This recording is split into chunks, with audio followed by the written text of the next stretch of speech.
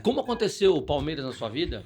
Palmeiras é uma herança de família, né, meu pai e meus irmãos eram, né, eu eu perdi 2 irmãos, né, eram fanáticos palmeirenses, a gente me levavam desde cedo no estádio, meu pai também, desde os 5 anos, lembro lá em 1978, quando o Palmeiras perdeu o Campeonato Brasileiro Pro pro Guarani? Guarani, 79, um jogo marcante, né, que eu não esqueço, mesmo apesar da idade, eu tinha 6 anos de idade, aquele 4-1 contra o Flamengo do Zico no No Maracanã, Maracanã. que o time do Flamengo era fantástico, o time do Palmeiras era uma molecada do Tele Santana. Eu lembro cada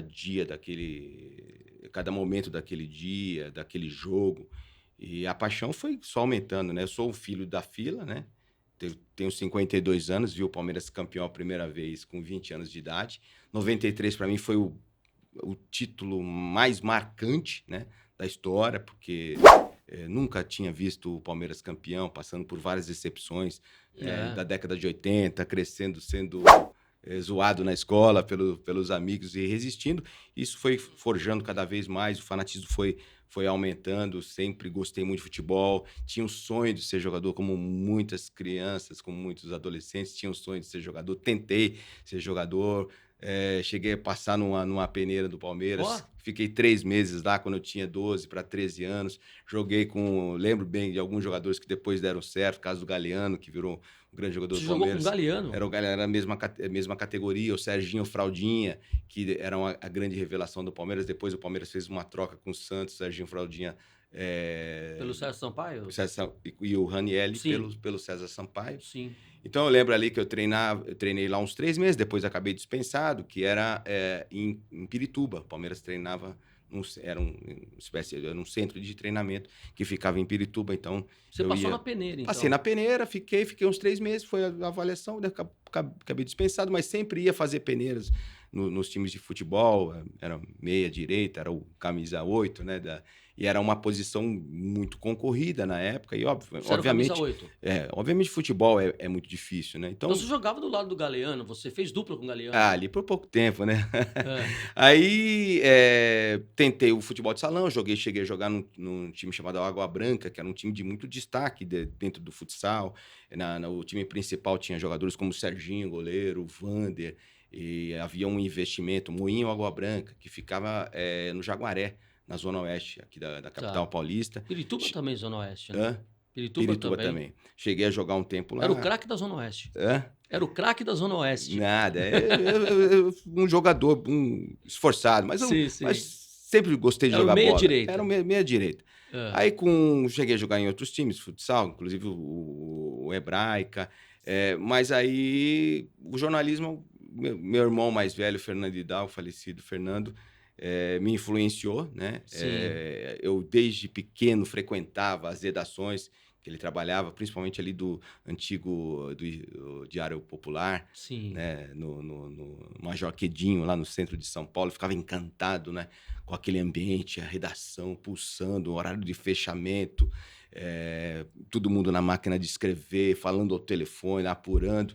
Então aquilo já me despertou, assim, já que não estava dando certo no futebol, Sim. eu gostava muito, né, e gosto, apaixonado por futebol, eh, sempre gostei de me comunicar, falei: "Então o jornalismo acabou sendo algo natural". O esporte, eu quando entrei no jornalismo percebi que hoje a gente tem a mídia segmentada, você tem, Uhum. fica mais fácil, né. Lá naquela época, apesar de não fazer tanto tempo, os jornalistas escondiam um pouco o time que torciam, tentavam buscar, essa isenção de não frequentar arquibancada, trabalhávamos, né, todos os fins de semana nos jogos, então eu percebia que esses colegas, eles meio que perdiam um pouco esse fanatismo, essa paixão, por conta da responsabilidade do trabalho, né. Sim. E aí por isso eu não quis me encaminhar para o jornalismo esportivo. Eu também. Comecei Eu fazendo caí sem querer. acabei começando fazendo cidades, né, comecei como rádio escuta, fiquei 1 ano e meio, depois fui para reportagem, fazendo área de cidades. Aí, em determinado momento, meu antigo diretor de jornalismo, José Carlos Pereira, falou: "Ó, quero que você faça reportagem na área policial".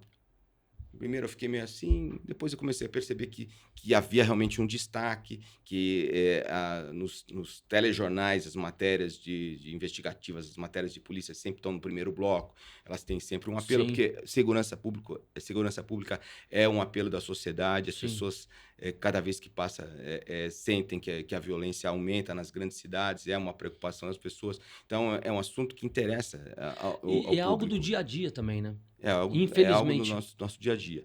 E aí, eu comecei fazendo reportagem na área de polícia, e depois encaminhei para o jornalismo investigativo, que tem um braço, né, Sim, sim. na reportagem policial, mas ele acaba se ampliando, porque você pode, né, fazer denúncias de vários setores da sociedade, na economia, na política, no consumidor, dentro do próprio mundo esportivo, né, Uhum. procurando irregularidades, procurando denunciar as coisas que não estão dando certo, Sim, que as são coisas erradas, erradas, né? os desmandos, os esquemas de corrupção. Então, eu acabei me especializando nessa área, mas o futebol está sempre presente.